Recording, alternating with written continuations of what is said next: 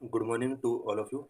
This is today's the Hindu newspaper analysis session in which we will discuss mainly four issues. The first issue is democratic engagement with a digital plug-in. The second issue is a human touch to India's mineral ecosystem.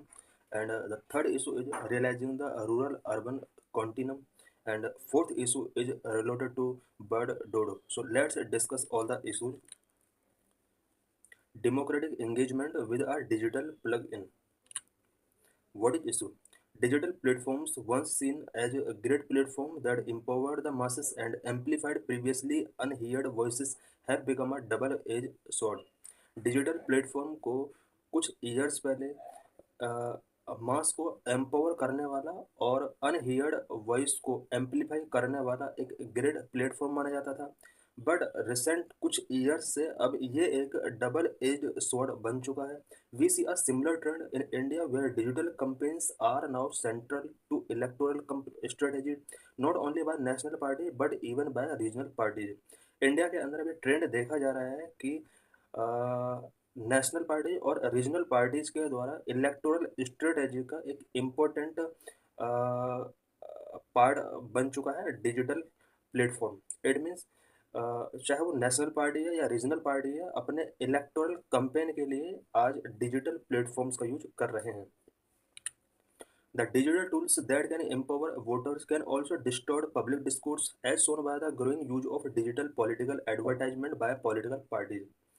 ये जितने भी digital tools हैं, हम specially picture में देख सकते हैं, सभी डिजिटल टूल्स का यूज आज इलेक्टोरल कैंपेन के लिए किया जा रहा है. वोटर्स को एम्पावर करने का काम कर रहे हैं कहीं ना कहीं डिजिटल पावर. साथ में ये पब्लिक डिस्कोर्स को डिस्टोर्ट करने में भी एक रोल प्ले कर रहे हैं. बिकॉज डिजिटल प्लेटफॉर्म के थ्रू आज वेरियस एडवर्टाइजमेंट पॉलिटिकल पार्टीज के थ्रू कराया जाता है. This was highlighted by Lokniti Center for the Study of Developing Society. Studies on digital campaign during the 18th election to the Lok Sabha. India में जो 18th Lok Sabha election हुए थे, इसके लिए लोकनीति जो कि एक सेंटर है, centre for study of developing society, इसने ये हाईलाइट किया है कि इन इलेक्शंस में डिजिटल कैंपेन कितना किया गया है. Status of social media used during elections. India के अंदर इलेक्शंस के ड्यूरिंग सोशल मीडिया का यूज कितना किया जाता है, उससे रिलेटेड यहाँ पर ये पूरा स्टेटस हम डिस्कस करेंगे. During the 2024 general election period from April 19 to June 189,000 advertisement posted by BJP were running on Google, on which more than ₹68 crore was spend. 2024 का जो जनरल इलेक्शन हुआ था, बीजेपी पार्टी के द्वारा अप्रैल 19 से जून 1 के ड्यूरिंग अबाउट 89,000 एडवर्टाइजमेंट गूगल के through कराए गए, जिसमें अबाउट 68 करोड़ रुपीज स्पेंड किए गए. In contrast 2,900 advertisement posted by the Congress were running during the same period, on which over ₹33 crore was spend. Congress party की अगर बात की जाए तो इसके थ्रू 2,900 एडवर्टाइजमेंट गूगल से कराए गए, और अबाउट इस पर जो स्पेंडिंग किया गया वो 33 करोड़ रुपीज का स्पेंड इन्होंने किया. इट मीन्स यहाँ पर ओवरऑल अगर देखा जाए तो 1 लाख करोड़ का एडवर्टाइजमेंट ओनली इन दो पार्टीज के द्वारा कराया जा रहा है. Social media uses read new height during Lok Sabha election in 2019. 2019 में भी लोकसभा इलेक्शन जिस टाइम पर हुए थे, उस टाइम पर सोशल मीडिया का यूज किया गया था. As per a report, there were over 220 million interactions related to the elections on Facebook alone. Twitter saw over 5.4 million tweets related to the election. On Instagram, also millions of political posts and stories being shared. 2019 के election के time पर भी और 2022 के election के time पर भी Facebook, Instagram, YouTube और ट्विटर का बहुत ज़्यादा यूज किया गया इलेक्शन कैंपेन के लिए. These numbers highlight the significant influence of social media on political discourse in India. India में पॉलिटिकल डिस्कोर्स में सोशल मीडिया का क्या इन्फ्लुएंस है. ये इन्फ्लुएंस जो हमने अभी डाटा पढ़ा है शो कर रहा है कि इंडिया के पॉलिटिकल डिस्कोर्स में सोशल मीडिया का बहुत इंपॉर्टेंट रोल है, स्पेशली पॉलिटिकल कैंपेन के लिए. फेसबुक के थ्रू 2019 के इलेक्शन में ओवरऑल 220 मिलियन इंटरेक्शंस किए गए थे. ट्विटर के थ्रू 5.4 मिलियन इंटरेक्शंस किए गए थे. What is the importance of social media in political campaigning. Political campaigning में सोशल मीडिया का क्या इंपॉर्टेंस है, इसके वेरियस इंपॉर्टेंस हो सकते हैं। Number one, revolutionise the way of political campaign, इसके थ्रू पॉलिटिकल कैंपेन में एक रिवोल्यूशन आया है। Number two, connect political parties with voters on a more personal and direct level. Number three, play a crucial role in reaching out to big masses. Number one, revolutionize the way of political campaign. Social media has revolutionized the way political campaign are conducted. Political campaign आज जो conduct कराए जाते हैं, social media ने इसको एक revolutionise change किया है। Number two, connect political party with voters on a more personal and direct level. Because political parties को वोटर के साथ पर्सनली एंड डायरेक्ट लेवल पर कनेक्ट होना होता है, इसके लिए सोशल मीडिया प्लेटफॉर्म एक बेस्ट प्लेटफॉर्म हो सकते हैं। Number three, play a crucial role in reaching out to big masses. In the context of a Lok Sabha election in India, social media platforms such as Facebook, Twitter, Instagram, and YouTube play a crucial role in reaching out to the masses, especially the younger generation who are more actively these platforms. Because India के अंदर आज younger generation social media platform पर बहुत long time के लिए active रहती है। इसलिए लोकसभा इलेक्शन के कॉन्टेक्स्ट में अगर देखा जाए, इंडिया के अंदर जो अभी लोकसभा इलेक्शन हुए हैं, यहाँ पर Facebook, Twitter, Instagram and YouTube जैसे सोशल मीडिया प्लेटफॉर्म का बहुत ज़्यादा यूज किया गया है, सो दैट पॉलिटिकल पार्टीज इस बिग मास के क्लोज रीच कर सके। India has the second largest number of internet users in the world after China, with over 624 million people having access to the internet. Out of these, around 400 million are active social media users. India पूरे world में second largest internet user country है after China. China number one पर है। India के अंदर about 624 million people हैं जो internet access रखते हैं। इनमें से 400 मिलियन पीपल ऐसे हैं जो सोशल मीडिया यूजर के तौर पर एक्टिव रहते हैं। This presents a massive opportunity for political party to engage with voters and shape public opinion. Because India में अबाउट 40 करोड़ लोग हैं जो सोशल मीडिया पर एक्टिव रहते हैं, और ये पॉलिटिकल पार्टीज के लिए एक अपॉर्चुनिटी बन जाती है कि वो वोटर्स के साथ सोशल मीडिया के थ्रू इंगेज करें और अपना पब्लिक ओपिनियन को शेपिंग दें। The social media platforms provide a level playing field where even smaller parties with limited resource can reach a wide audience. ये जो सोशल मीडिया प्लेटफॉर्म होते हैं, ये पॉलिटिकल पार्टीज के लिए एक लेवल प्लेइंग फील्ड प्रोवाइड कराते हैं, जिसमें स्मॉलर पार्टी जिनके पास लिमिटेड रिसोर्स होते हैं वो भी वाइड ऑडियंस तक अपना रीच कर सकते हैं। How social media has transform political campaign.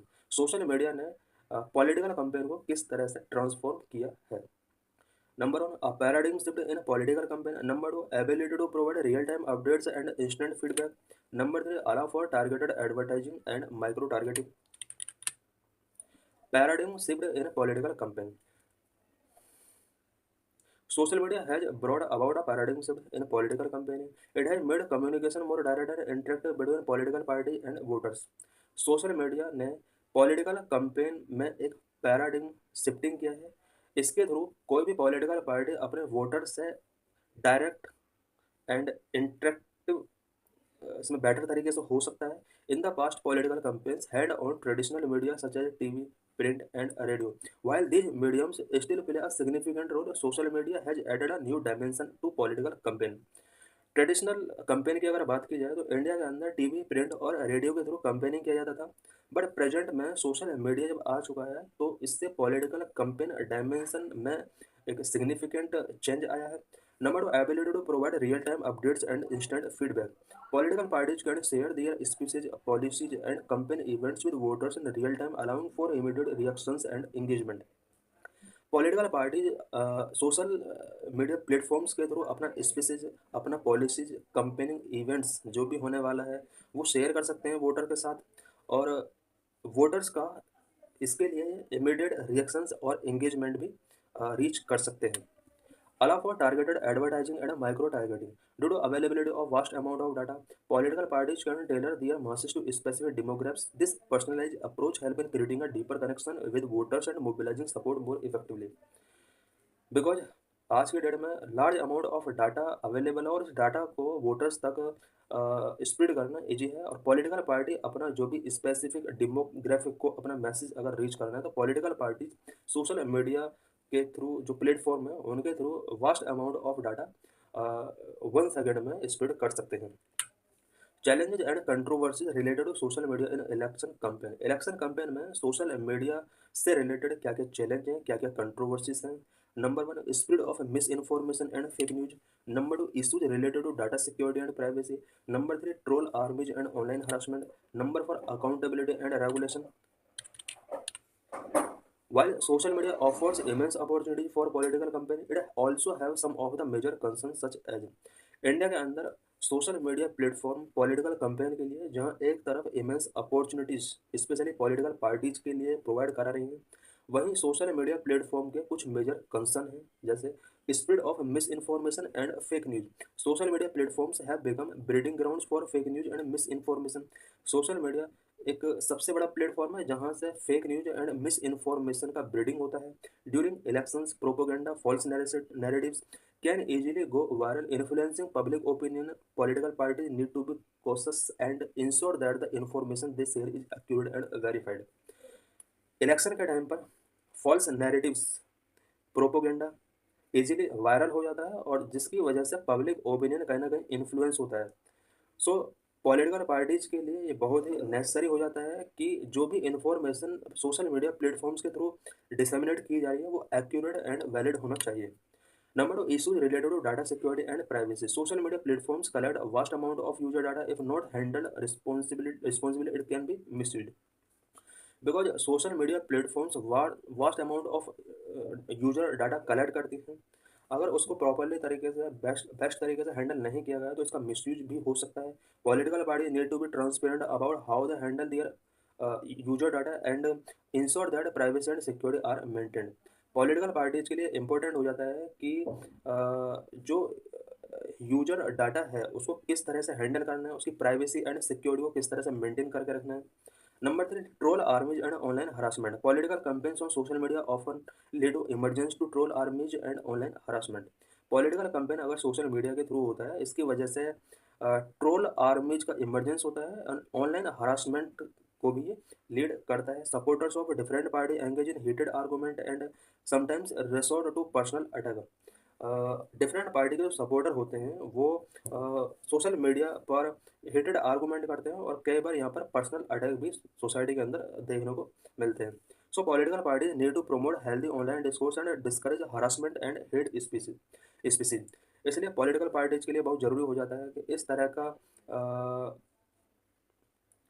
जो भी पर्सनल अटैक या फिर ट्रोलिंग किया जाता है इसको कंट्रोल किया जाए और एक हेल्दी ऑनलाइन डिस्कोर्स को प्रमोट किया जाए so that hate speech and harassment को डिस्कोर्स कम किया जा सके। Number four, accountability and regulation. Social media platforms have a big role in spreading misinformation. Misinformation spread करने में सोशल मीडिया प्लेटफॉर्म्स का बहुत बड़ा रोल है एंड इन्फ्लुएंसिंग इलेक्शन, जिसकी वजह से इलेक्शन इन्फ्लुएंस होते हैं। Government around the world are considering regulations to curb the misuse of social media during elections. World के अंदर वेरियस कंट्रीज हैं जो अपने यहाँ पर इलेक्शन के ड्यूरिंग सोशल मीडिया प्लेटफॉर्म के लिए कुछ रूल्स एंड रेगुलेशन बनाना चाहती हैं सो दैट सोशल मीडिया का मिसयूज ना हो। Political party need to aware of this regulations and ensure that they comply with them. Political parties के लिए ये जरूरी हो जाता है कि इस तरह के जो भी कंट्री में मिस इन्फॉर्मेशन के अगेंस्ट रेगुलेशंस इम्प्लीमेंट किए जाते हैं उनको प्रॉपरली तरीके से कंप्लाई करें। To address these challenges require a multi-pronged approach involving the cooperation of political parties, social media platforms, and regulatory bodies. In challenges से अगर हमें फाइट करना है उन्हें एड्रेस करना है तो इंडिया में पॉलिटिकल पार्टीज और सोशल मीडिया प्लेटफॉर्म के कोऑपरेशन के साथ यहाँ पर एक मल्टी प्रोंग्ड अप्रोच की ज़रूरत है सो दैट मिस इन्फॉर्मेशन को रेगुलेट किया जा सके और सोशल मीडिया प्लेटफॉर्म्स के थ्रू जो भी बैड कंपेन किए जाते हैं या प्रोपेगेंडा फैलाए जाते हैं उसको हम कंट्रोल कर सकें। Balance between freedom of expression and responsible use of social media is crucial for maintaining the integrity of the electoral process. Electoral process की इंटीग्रिटी को मेंटेन करने के लिए freedom of expression and responsible use of social media के बीच में balance बहुत जरूरी है। The future of social media in political campaign. Political campaign में सोशल मीडिया का क्या फ्यूचर हो सकता है? As technology continue to evolve the future of social media in political campaign look promising.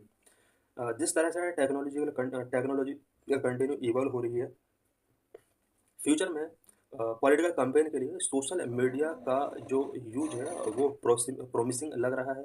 Artificial intelligence, virtual reality and augmented reality are expected to play a more significant role in shaping campaign strategies। Future में political campaign strategies को shaping करने के लिए artificial intelligence का बहुत बड़ा role हो सकता है।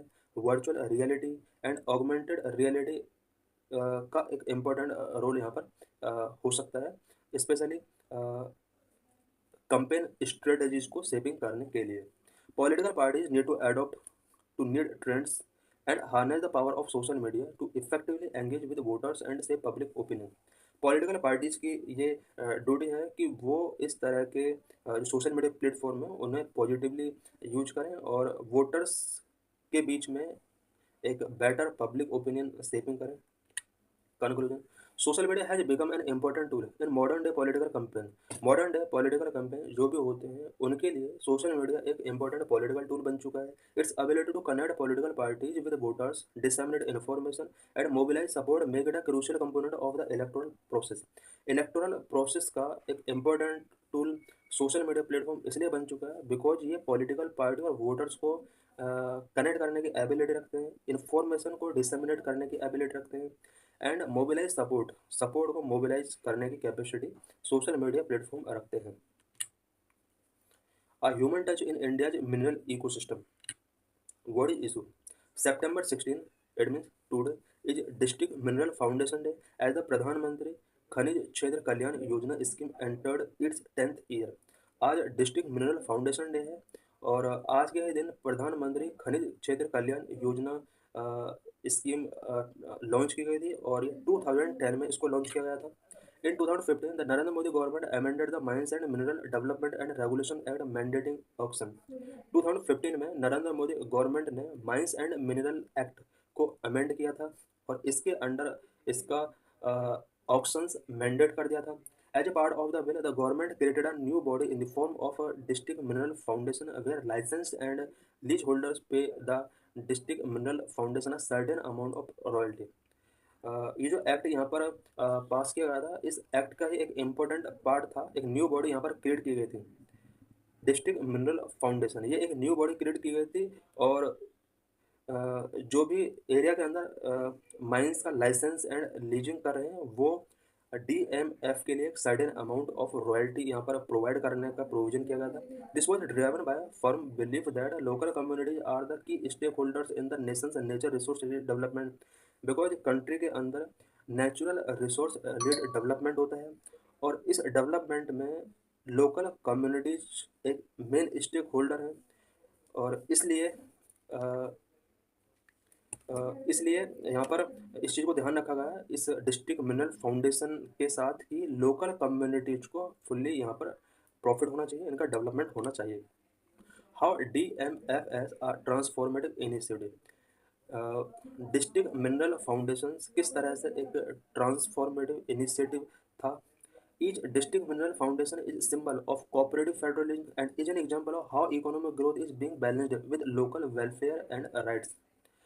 ईच डिस्ट्रिक्ट के अंदर डिस्ट्रिक्ट मिनरल फाउंडेशन होता है और ये कोऑपरेटिव फेडरलिज्म का एक सिंबल हो सकता है बिकॉज ये भी शो करता है कि किस तरह से लोकल वेलफेयर एंड राइट्स के साथ इकोनॉमिक ग्रोथ का बैलेंस किया सकता है। बिकॉज इंडिया आज जो ग्रोथ कर रहा है वो ऐसा ग्रोथ हो रहा है इंडिया के अंदर कि लोकल लेवल के पीपल का राइट्स एंड वेलफेयर को ध्यान में नहीं रखा जा रहा है, स्पेशली सेंट्रल लेवल पर। बट DMF कहीं ना कहीं ये शो करता है कि एक एग्जाम्पल बन सकता है पूरा वर्ल्ड के लिए कि इकोनॉमिक ग्रोथ के साथ साथ लोकल वेलफेयर एंड राइट्स को किस तरह से बैलेंस किया जाए। बिकॉज लोकल लेवल पर जो ये ग्रोथ हो रहा है ये बैलेंस तरीके से किया जा रहा है, स्पेशली DMF के अंदर। Today, the DMF have resulted in 3 lakh project being sanctioned about 645 districts in 23 states, transforming mineral wealth into a lifeline for development in mining affected region। DMF ने अब तक लगभग 3 लाख प्रोजेक्ट को सैंक्शन किया है और अबाउट 645 डिस्ट्रिक्ट जो कि 23 स्टेट के अंदर है, 23 स्टेट के 645 डिस्ट्रिक्ट में अब तक 3 लाख प्रोजेक्ट को सैंक्शन कर चुका है। और डिस्ट्रिक्ट के अंदर जो भी मिनरल वेल्थ है उसको लाइफ लाइन में ट्रांसफ़र करने का इसने वर्क किया है। और स्पेशली जो माइनिंग अफेक्टेड रीजन है उस रीजन के डेवलपमेंट के लिए, वहाँ के पीपल के लाइफ लाइन को बेटर करने के लिए इसने मिनरल रिसोर्स को कहीं ना कहीं ट्रांसफॉर्म करने का वर्क किया है। द ऑब्जेक्टिव इन द प्रधानमंत्री Khanij Kalyan Yojana is to implement developmental and welfare project programmes in mining affected areas alongside existing schemes project of the state and central governments, minimizing the impacts of mining on the people in mining districts and ensuring that those affected have long-term sustainable livelihood। प्रधानमंत्री खनिज कल्याण योजना, ये जो योजना है इस योजना का जो मेन टारगेट है वो माइनिंग अफेक्टेड एरियाज में वेलफेयर प्रोजेक्ट्स और प्रोग्राम्स जो भी हैं उन्हें इम्प्लीमेंट करना है। और माइनिंग अफेक्टेड एरियाज में जो पीपल हैं उनको फोकस करते हुए, टारगेटेड करते हुए कहीं ना कहीं उस एरिया के डेवलपमेंट को इंश्योर करना है। DMFS are not only spearheading national priorities but also supplementing efforts of the district administration in improving the socio-economic and human development indicators of the region। DMFS district mineral foundations ऐसा नहीं है कि सिर्फ national priority को ही ध्यान में रखती है, बल्कि ये डिस्ट्रिक्ट एडमिनिस्ट्रेशन लेवल पर भी स्पेशली सोशो इकोनॉमिक इम्प्रूवमेंट के लिए, ह्यूमन डेवलपमेंट के लिए कुछ सप्लीमेंट एफर्ट्स करती है। How district mineral foundation are a fine example of cooperative federalism. District mineral federations cooperative federalism का एक फाइन एग्जाम्पल्स भी हो सकता है। Each district mineral foundation is symbol of cooperative federalism and is an example of how economic growth is being balanced with local welfare and rights. हर state के अंदर district mineral foundation होता है जो कि कोऑपरेटिव फेडरलिज्म का एक symbol हो सकता है इंडिया के लिए। डिस्ट्रिक्ट मिनरल फाउंडेशन एक एग्जांपल है कि किस तरह से इकोनॉमिक ग्रोथ को लोकल वेलफेयर और राइट्स के साथ बैलेंस करके बूस्ट किया जा सकता है।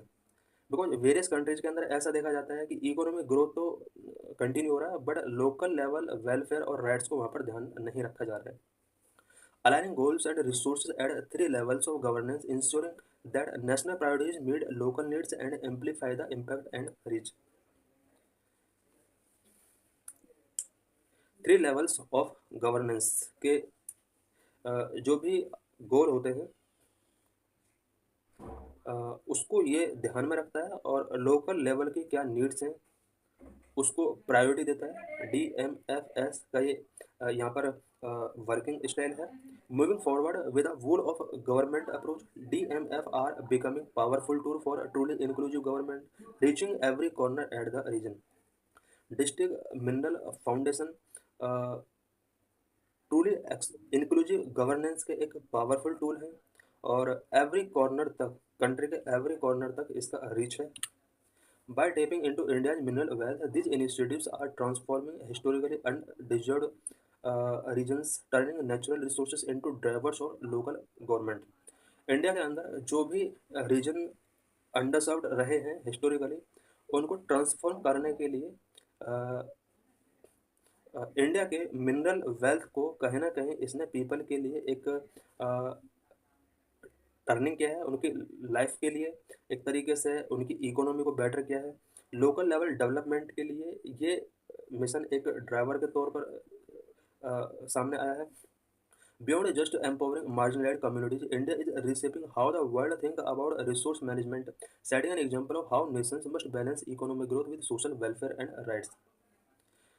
DMF इंडिया के अंदर मार्जिनाइज्ड कम्युनिटीज़ को एम्पावर तो कर ही रहे हैं, साथ में पूरे वर्ल्ड के लिए एक मैसेज दे सकता है कि रिसोर्सेज का किस तरह से मैनेजमेंट किया जाता है और इकोनॉमिक ग्रोथ और सोशल वेलफेयर एंड राइट्स के बीच में किस तरह से बैलेंस बनाकर किसी भी कंट्री को टॉप पर पहुंचाया जा सकता है।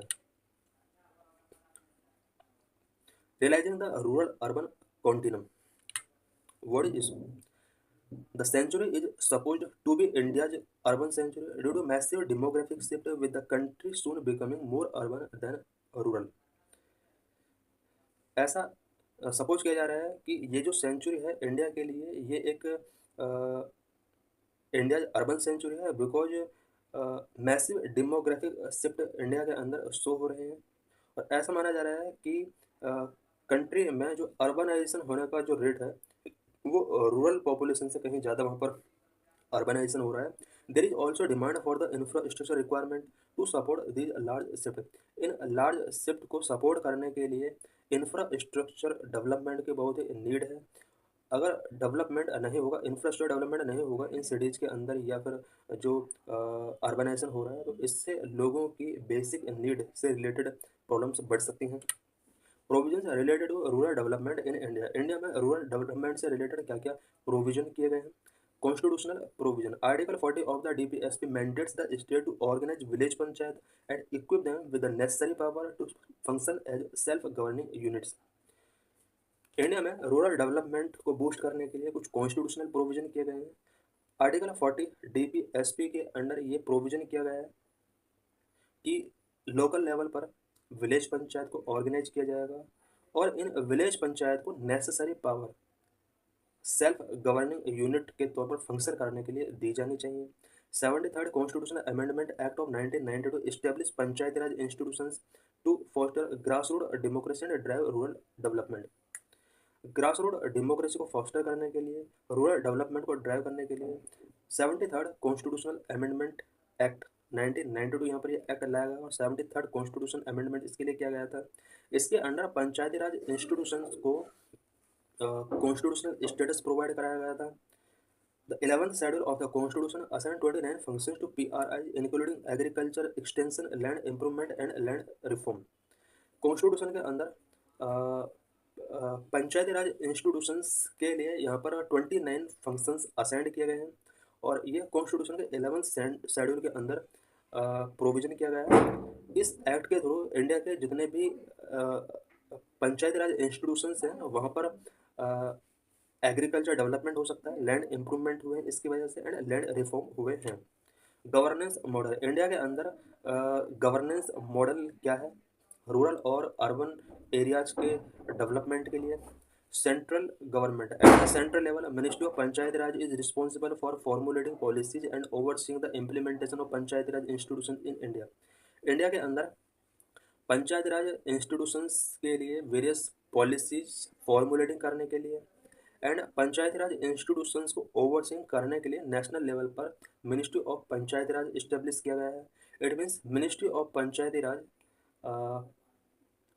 पंचायती राज इंस्टीट्यूशन के लिए पॉलिसी फॉर्मुलेटिंग करेगी एंड ओवरसीइंग इसका कंटिन्यू करेगी।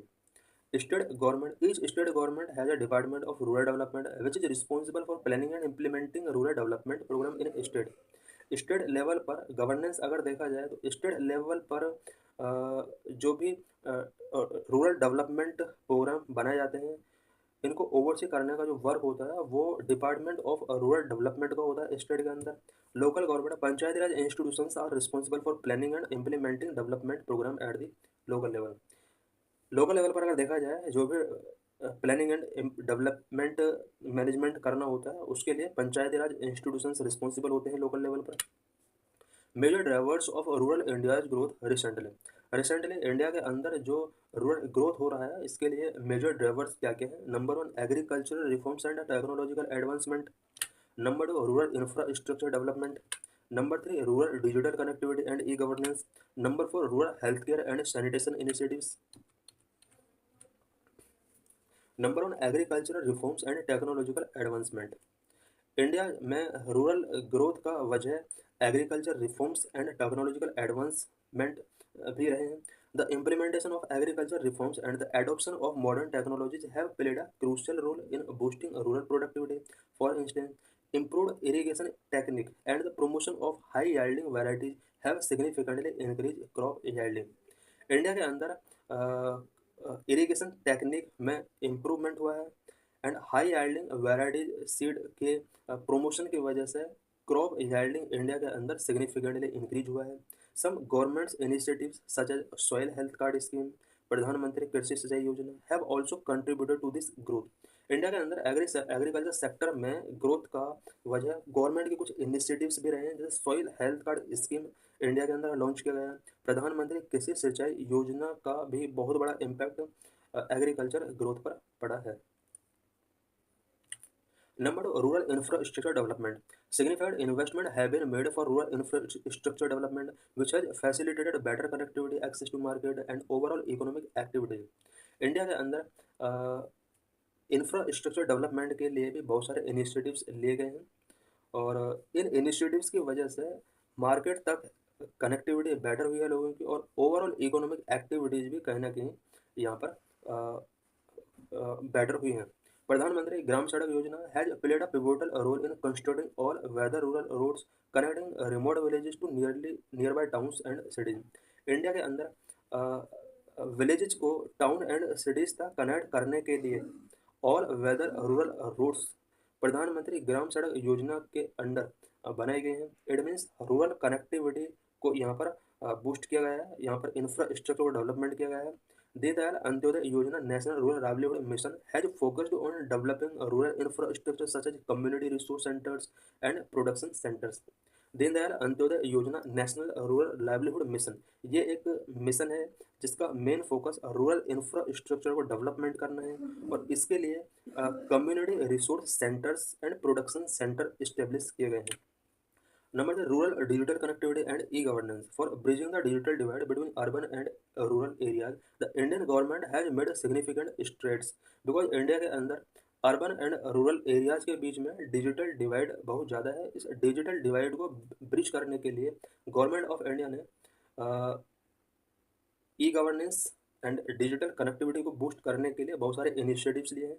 सम initiatives like Bharat net, previously known as Bharat optic fibre network, have aimed to provide high-speed broadband connectivity to Gram Panchayat, facilitating access to online education, e-governance services, and digital marketplace for rural communities. Bharat net, जिसको previously Bharat optic fibre के name से जाना जाता है, Bharat net की वजह से ग्राम पंचायत में ब्रॉडबैंड कनेक्टिविटी वो भी हाई स्पीड के साथ प्रोवाइड कराई जाती है। भारत नेट के through online education, e governance services and digital market place for rural communities provide कराई जाती है। It means Bharat net rural connectivity को बूस्ट करने के लिए एक इम्पोर्टेंट इनिशिएटिव है। In delivering various government to citizen services in rural areas, the government common service centers have also played a crucial role. India में रूरल एरियाज के अंदर government to citizen services को deliver करने के लिए common service centres establish किए गए हैं, जो कि क्रूशियल रोल प्ले कर रहे हैं। Number 4, rural health and sanitation initiatives. Improvement in sanitation and rural healthcare have contributed to overall growth and well-being of rural communities. Because India के अंदर sanitation and rural health care को improvement करने के लिए भी बहुत सारे इनिशिएटिव्स लिए गए हैं, जिससे overall growth and rural communities को यहाँ पर वेलबींग इंश्योर किया गया है। The Ayushman Bharat Yojana has provided affordable health care access to millions of rural household. India के अंदर मिलियंस ऑफ हाउस होल्ड को health care access, specially affordable health care access provide करने के लिए आयुष्मान भारत योजना लॉन्च किया गया है। स्वच्छ भारत मिशन ग्रामीण has focused on improving sanitation facilities. Sanitation facilities को इम्प्रूव करने के लिए इंडिया के अंदर स्वच्छ भारत मिशन लॉन्च किया गया है। Promoting open defection free villages leading to better health outcome and productivity. Swachh Bharat mission के अंडर ही यहाँ पर ओपन डिफेक्शन फ्री विलेजेस एक इनिशिएटिव रखा गया था, जिसकी वजह से कंट्री के अंदर better health outcomes and productivity show हुए हैं। Urban development in India. India के अंदर अर्बन डेवलपमेंट किस तरह से हो रहा है, इससे पहले हमने अभी रूरल डेवलपमेंट के बारे में कुछ डिस्कशंस किए थे। In recent decades urbanisation has been a rapid growing trend in India. Recent decades में इंडिया के अंदर अर्बनाइजेशन बहुत स्पीड के साथ ट्रेंड हो रहा है। The population of India cities and towns has been increasing faster than the rural population. Rural और अर्बन एरियाज के पॉपुलेशन ग्रोथ की अगर कंपेयर किया जाए तो इंडिया के अंदर अर्बन पॉपुलेशन का जो ग्रोथ हो रहा है वो रूरल पॉपुलेशन के ग्रोथ के कंपेयर में बहुत ज़्यादा है। According to 2011 census, the urban population in India was about 31.2% of the total population, which projected to grow around 40% of the total population by 2030। 2011 का जो सेंसस हुआ था, इसके अंदर ये फाइंड आउट किया गया था इंडिया के अंदर ओवरऑल पॉपुलेशन का 31.2% पॉपुलेशन अर्बन एरियाज में रहती है, और ऐसा एक्सपेक्ट किया जा रहा है कि इंडिया के अंदर 2030 तक अबाउट 40% पॉपुलेशन ऐसी होगी जो अर्बन एरिया के अंदर लिविंग होगी। Urbanization is the process by which a growing population of a population comes to live in cities and other urban areas and the ways in which this affect the environment society। Urbanisation एक ऐसा process है जिसमें growing population जो होती है वो city या फिर अर्बन एरियाज की तरफ मूव करती है, एंड इसकी वजह से बहुत सारे इफ़ेक्ट एंड सोसाइटी के अंदर और एनवायरनमेंट के अंदर बहुत सारे इफेक्ट्स शो होते हैं। Urbanisation is a global phenomena that has been driven by variety of factors. Urbanisation global phenomena है, बहुत सारे फैक्टर्स के द्वारा इसको ड्राइव किया जाता है। इकोनॉमिक डेवलपमेंट हो सकता है, टेक्नोलॉजिकल चेंज हो सकते हैं, पॉपुलेशन ग्रोथ हो सकता है। Various government initiative related to urban development in India. India के अंदर अर्बन डेवलपमेंट से रिलेटेड गवर्नमेंट के बहुत सारे इनिशिएटिव्स हैं, सच है Jawaharlal Nehru national urban renewable mission. Number 2 national urban transport policy 2006। Number 3 national urban housing and habitat policy 2007। Number 4 Deendayal Antyodaya Yojana national urban livelihood mission. Number 5 heritage city development and augmentation Yojana. Number 6 स्वच्छ भारत अभियान। Number 7 प्रधानमंत्री आवास योजना। Number 8 smart cities mission. Number 9 Atal mission for rejuvenation and urban transformation. Government of India has implemented various measures to address the adverse impact of urbanization in country। India के अंदर urbanisation के adverse impact को address करने के लिए government of India की तरफ से वेरियस इनिशिएटिव्स यहाँ पर लिए गए हैं। Number 1 Jawaharlal Nehru national urban renewable mission. This mission was launched in 2005, which aims to provide financial assistance to urban local bodies for the development of infrastructure and services। India के अंदर लोकल अर्बन एरियाज में उनको financial assistance provide करने के लिए Jawaharlal Nehru national urban renewable mission launch किया गया था 2005 में। इससे लोकल अर्बन बॉडीज का infrastructure development and service sector को बेटर किया जा सकता है। Number 2 national urban transport policy 2006। National urban transport policy promotes sustainable and equitable urban transportation system including public transport and non motorized transport option। Transport system को better करने के लिए India के अंदर 2006 में national urban transport policy launch किया गया था। National urban housing and habitat policy 2007। This aims to provide affordable housing and improve living condition for urban resident particularly for low income regions. India के अंदर कुछ urban area जहाँ low income groups रहते हैं, इनके लिए affordable housing and living conditions को better करने के लिए इंडिया के अंदर 2007 में national urban housing and habitat policy लाया गया था। Number 4 Deendayal Antyodaya Yojana national urban livelihood mission was launched in 2013, aims to reduce poverty and vulnerability of urban poor household by providing them with opportunity for skill development and self employment। India में 2013 में Deendayal Antyodaya Yojana national urban livelihood mission launch किया गया था। इस mission का जो main objective था वो अर्बन एरियाज में पॉवर्टी को रिड्यूस करना था। अर्बन एरियाज में लोगों को स्किल डेवलपमेंट के लिए अपॉर्चुनिटी प्रोवाइड कराना एंड सेल्फ एम्प्लॉयमेंट को प्रमोट करना इस मिशन का मेन ऑब्जेक्टिव रहा है। Heritage city development and augmentation योजना was launched in 2014। This program aimed to conserve and revitalize the cultural heritage and tourism potential of 12 identical cities in India। India के अंदर cultural heritage को conserve करने के लिए, revitalise करने के लिए स्पेशली 12 आइडेंटिफाइड सिटीज़ में टूरिज्म को बूस्ट करने के लिए यहाँ पर उन सिटीज़ के अंदर जो भी कल्चरल हेरिटेज थे उनको कंजर्व रिवाइटलाइजेशन करने के लिए heritage city development and augmentation योजना लॉन्च की गई थी 2014 में। नंबर 6 स्वच्छ भारत अभियान। This was launched in 2014 which aims to improve sanitation and cleanliness in urban areas including the construction of toilet and solid waste management। India के अंदर sanitation and cleanliness को इम्प्रूव करने के लिए स्वच्छ भारत अभियान 2014 में लॉन्च किया गया था। इसके under construction of toilet and solid waste management भी इंक्लूडिंग किया गया था। Number 4 Pradhan Mantri Awas Yojana launch in 2015 aims to provide affordable housing to urban resident particularly for economically weaker section and low income group.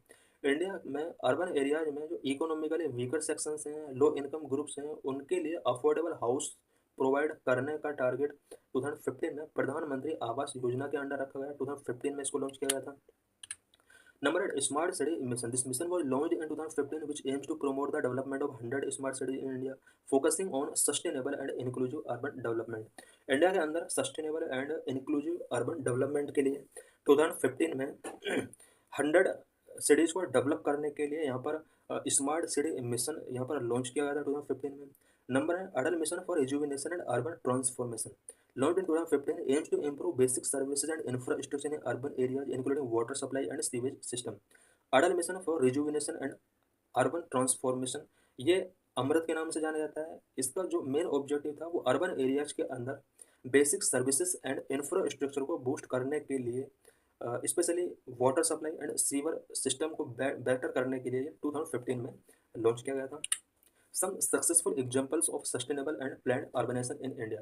India के अंदर सक्सेसफुल एंड प्लान्ड अर्बनाइजेशन के कुछ यहाँ पर एग्जांपल्स हैं। इट मीन्स कुछ सिटीज हैं जहाँ पर सस्टेनेबल डेवलपमेंट हुआ है और प्लान अर्बनाइजेशन का मॉडल वहाँ पर देखा जा सकता है। चंडीगढ़ एंड इंदौर इस तरह के सिटी हैं। Chandigarh city is known for its well-planned urban design and efficient public transportation system. Chandigarh को mainly well planned urban design की वजह से जाना जाता है। पब्लिक ट्रांसपोर्ट सिस्टम यहाँ पर काफ़ी एफिशिएंट है, which has help to reduce congestion and improve quality of life for resident.